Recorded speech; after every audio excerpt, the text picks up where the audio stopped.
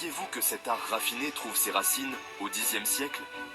Les premières traces de zélige ont été découvertes dans la région de Fès, témoignant d'un savoir-faire ancestral.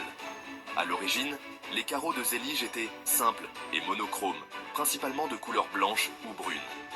Ils servaient à orner les palais et les mosquées, apportant une touche de sophistication à l'architecture islamique.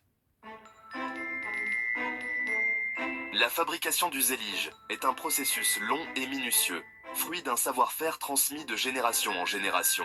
Tout commence par la sélection de l'argile, matériau noble et malléable. Après séchage, les carreaux sont cuits une première fois dans un four traditionnel. Vient ensuite l'étape cruciale de l'émaillage. Les artisans, appelés maalems, utilisent des pigments naturels pour créer une palette de couleurs chatoyantes.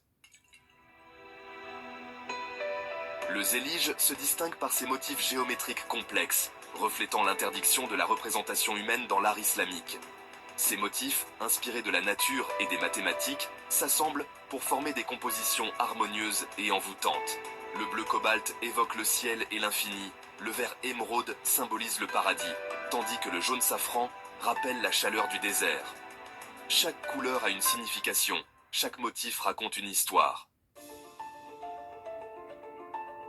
Au fil des siècles, le zélige a transcendé son rôle décoratif pour devenir un symbole fort de l'identité marocaine. Il orne les palais majestueux, les riads intimistes, les fontaines rafraîchissantes et les mosquées imposantes.